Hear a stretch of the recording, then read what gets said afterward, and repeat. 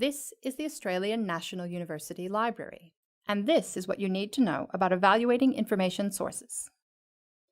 With all the information out there, it can be really overwhelming working out which sources you should cite in your research.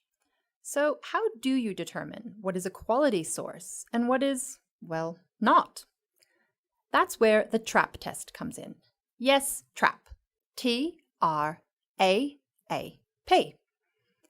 Think of it as a helpful acronym to take the stress out of choosing whether or not to cite a source in your research. You need to know whether or not it's a trap. It stands for 5 things to look at when assessing a source: timeliness, relevance, authority, accuracy, and purpose.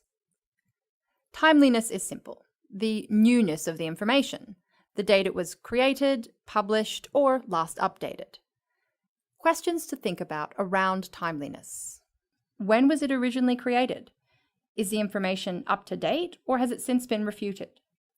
Is it current enough for your topic? The next one is relevance. Sources that you cite should be relevant to your topic and pitched at an appropriate level. Questions to think about around relevance. Is it an in-depth explanation or a quick summary? Is the language appropriate to your level, not too basic or advanced? Is the information part of a more comprehensive source that might be more appropriate for your research? Then, authority. Essentially, who wrote and published the resource. Checking the credentials of the author and publisher give you a pretty good insight into the quality of a source. Questions to think about around authority.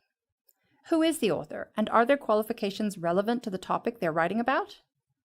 Has the author provided substantial evidence to back up their information? What about the URL? This can tell you a lot about an information source.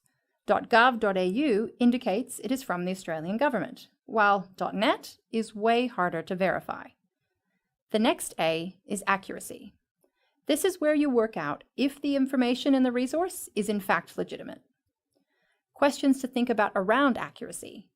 Can you verify the information by checking at least 2 other sources? Is there any evidence of peer review? Does the language seem unbiased and objective? Does the author acknowledge the limitations of their research? Which brings us to the final criteria: purpose.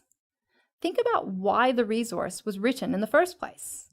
Looking beyond the source itself will give you a better understanding.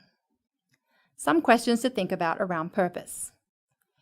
Is the information written on behalf of a lobby group, corporation, political group, or religious order? Read the About Us section to find out more about the author, funding body, or publisher, and really think about why and how the resource was funded. If it's a website, does it have advertising? That can be a big red flag. Does the source use inflammatory language, images, or graphic styles that seem intended to persuade or inflame instead of inform? So if you think a source might be a trap, or if you just want to be certain you are quoting top quality resources, remember the TRAP test. Timeliness, relevance, authority, accuracy, and purpose. Your lecturer will thank you. And if you still feel uncertain, it is probably best to find another source, or, better yet, come in and ask a librarian.